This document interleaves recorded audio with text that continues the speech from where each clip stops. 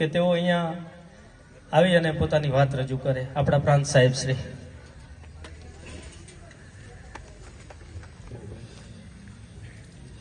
નમસ્કાર, કેમ છો બધા? થાકી નથી ગયા ને? ઓકે, સરસ. પેલા બહેનો કહે છે કે અમે નથી થાક્યા.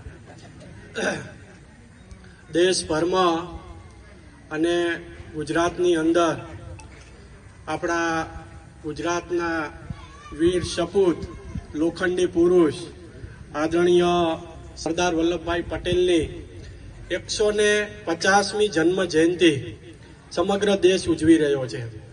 અને એના જ ભાગરૂપે આપણે આ સરદાર સાહેબના જે વિચારો છે, સરદાર સાહેબે આ દેશ માટે જે પણ કાંઈ કાર્ય કર્યું છે એ લોકોના જન જન સુધી પહોંચે, લોકો એમાંથી શીખે, લોકો એમના વિચારો છે વિચારો અમલીકરણ કરે. એના ભાગરૂપે આપણી 63 ચોટીલા વિધાનસભા મત વિસ્તારમાંથી પણ સરકારે આ પદયાત્રાનું આયોજન કરેલું છે. અને આ પદયાત્રા આપણી કુંડેશ્વરથી ચાલુ થઈ અને લાખણકા ગામે સમાપ્ત થાય છે. આ સરદાર સાહેબની પદયાત્રા કેમ? આપણે આગળ સાંસદ સાહેબ કહીને ગયા કે જે દેશ કે જે સમાજ એ પોતાનો ઇતિહાસ ભૂલી જાય છે ને, ત્યારે એ સમાજ પ્રગતિ તરફ નહીં પણ અધોગતિ તરફ જાય છે. એટલે સરદાર સાહેબના વિચારો ફક્ત એક આઝાદીની લડાઈ પૂરતા નહોતા.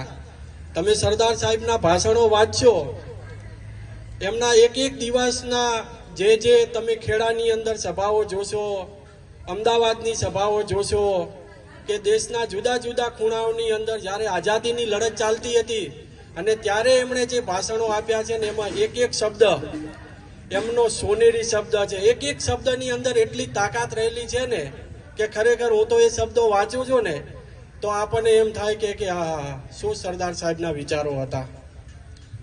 શિક્ષણ પ્રત્યે પણ એટલું જ એમણે ભાર આપ્યું હતું.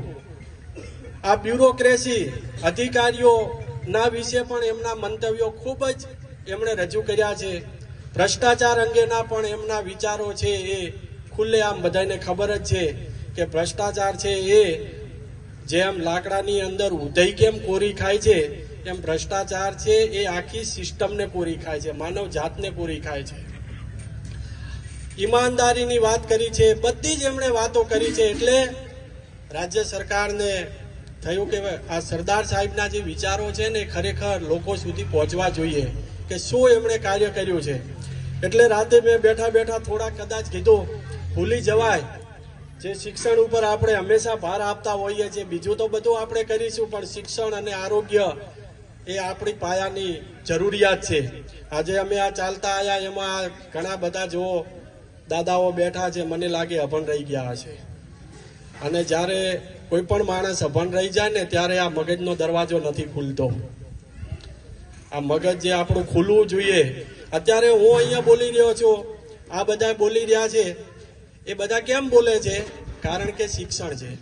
શિક્ષણ જ તમને બોલતા કરે છે. બાકી શિક્ષણ સિવાય છે આપણે ક્યારે ન બોલી શકીએ. એટલા માટે 2 જ મિનિટની અંદર આપણે જે સરદાર વલ્લભભાઈ પટેલ આપણા પ્રથમ ગૃહમંત્રી, નાયબ વડાપ્રધાન, આપણે અમુક તો બાબતો જાણીએ છીએ. 562 રજવાડાનું એમણે એકીકરણ, વિલીનીકરણ કર્યું આ દેશની અંદર. સાથે સાથે એમણે અમારા જેવા દરેક અધિકારીઓ માટે સરદાર સાહેબ પ્રેરણાના સ્ત્રોત છે. એમણે સર્વ ભારતીય સેવાઓ, ઇન્ડિયન એડમિનિસ્ટ્રેટિવ સર્વિસ જે આઈએસ, પહેલા આઈએસ હોય, કલેક્ટર હોય અને નીચે જીએસ આપણા નાયબ કલેક્ટરો હોય, તો આઈએસની પહેલી જ બેચનું સંબોધન મુંબઈની અંદર સરદાર વલ્લભભાઈ પટેલે કર્યું હતું. અને એમણે આ બ્યુરોક્રેસી, આ સેવાઓને ભારતની છે ને બેકબોન કીધી હતી, હડ્ડી કીધી હતી. બરાબર છે. એટલે એ પણ એમના વિચારો અને એમના જ નામ ઉપરથી આપને ખબર હોય તો અમદાવાદની અંદર સરદાર વલ્લભભાઈ પટેલના નામને આપણે સ્પીપા નામની સંસ્થા ચલાવીએ છીએ કે જ્યાં આઈએએસ, આઈપીએસ, નાયબ કલેક્ટરો, મામલા બધાના ત્યાં કોચિંગ ક્લાસો ચાલે છે. અને હૈદરાબાદની અંદર પણ જે ઇન્ડિયન પોલીસ સર્વિસ આઈપીએસ અધિકારીઓ પણ જે તાલીમ લેવા જાય છે એ પણ સરદાર વલ્લભભાઈ પટેલના નામની સંસ્થા છે. કારણ કે એમણે આ સેવાઓ ઉપર ખાસ ભાર આપ્યો હતો. તમે દેશના રીઢની હાડકી છો તો પક્ષપાત વગર નીડર અને ઈમાનદાર રહીને સેવા આપો, એવો એમણે એ વખતે કીધેલો હતો. તેમનો વિશ્વાસ હતો કે અધિકારીની સૌથી મોટું આ શસ્ત્ર છે. સરદાર પટેલે દેશ માટે જેટલો ત્યાગ કર્યો છે એટલો જ ત્યાગ તેમના પરિવારે પણ કર્યો છે.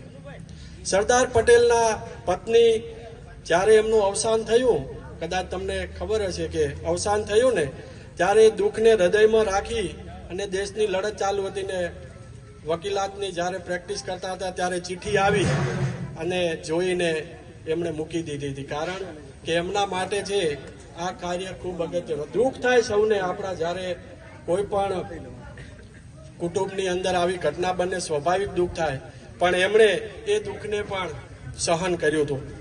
તેમની દીકરી મણિબેન અને પુત્ર ડાયાભાઈ પટેલ તેમના સૌથી મોટા આધાર સ્તંભ. અને એમણે હમણાં કીધું ને 2 માઇલ દૂર રહેજો, 100% વાત સાચી છે. એમણે કીધેલું કે અહીંયા તમે, હું ત્યારે ગૃહમંત્રી હતા, તો કે અહીંયા તમે આવતા નહીં ભલામણ કરવા માટે. કારણ કે એના લીધે ક્યાંક ને ક્યાંક જે આમાં નિર્ણય લેવાના છે, નિર્ણય કેવા દ્રઢ નિર્ણય, અને જો એ નિર્ણય લેવાની અંદર અથવા કોઈ ભલામણના લીધે ક્યાંય આપણે પાછા ના પડીએ, એટલે એમણે એમના આ દીકરા અને દીકરીને દૂર રાખેલા. સરદાર વલ્લભભાઈ પટેલે એમની દીકરીને સલાહ આપી હતી કે સાદગી, શિસ્ત અને સત્ય પર રહેજો. સાદગી, શિસ્ત અને સત્ય પર રહેજો. જીવનમાં જે પણ કાર્ય કરો એ કાર્યમાં દેશનું હિત પ્રથમ હોવું જોઈએ. આવ્યો એમણે સંદેશો આપ્યો હતો. સરદાર પટેલના પુત્ર ડાયાભાઈ પટેલને કહેલું કે નામ કરતા કામ મોટું છે, એટલે ઈમાનદારી સાથે કામ કરશો તો જ સમાજ તમને પોતાને માન આપશે. એક પિતા તરીકે સંતાનો પ્રત્યેની લાગણીઓ, પરંતુ એક રાષ્ટ્રનાયક તરીકે તેમણે પોતાના સંતાનોને પણ રાષ્ટ્ર સેવાના માર્ગે ચલાવ્યા હતા. સરદાર પટેલનું જીવન, વ્યક્તિત્વ આપને ખબર છે, એકદમ સાદગી ભર્યું હતું. શિસ્તના ખૂબ જ આગ્રહી હતા. લોખંડી સંકલ્પનું એ પ્રતીક હતું. તેમની પાસે નૈતિક શક્તિ એટલી હતી કે માત્ર એક વાક્ય બોલવાથી જ રજવાડાના રાજાઓ અને નવાબોએ નિર્ણય લીધો કે ભાઈ આપણે, જ્યારે 1947નો ભારતનો સ્વતંત્ર અધિનિયમ આવ્યો ને ત્યારે એમાં અંગ્રેજોએ એ કાયદાની અંદર છૂટ આપી હતી કે ભાઈ રજવાડા પોતાની જાતે જે વિચારવું હોય વિચારી શકે છે, બરાબર. અને એ છૂટછાટના લીધે રજવાડાઓને સ્વતંત્રતા મળી ગઈ હતી કે તમે આ બાજુ જોડાઓ, આ બાજુ જોડાઓ, અથવા તમે સ્વતંત્ર રહી શકો છો. પણ સરદાર વલ્લભભાઈ પટેલ અને એમના જે સચિવ હતા મેનન સાહેબ, આ બંનેની રાત દિવસની મહેનત અને ઇન્સ્ટ્રુમેન્ટ ઓફ એક્સેશન ઉપર દરેક રજવાડે જઈને સહીઓ લીધી હતી અને આ રજવાડા ભેગા કર્યા. સરદાર પટેલે અખંડ ભારત બનાવ્યું, પરંતુ આપણી ફરજ છે કે ન્યાય ઝડપી અને નિષ્પક્ષ આપવો. ખેડૂતોની પણ એમણે વાત કરી. તમને ખબર છે કે જે સત્યાગ્રહો થયા ને એની અંદર શાના પ્રશ્નો હતા?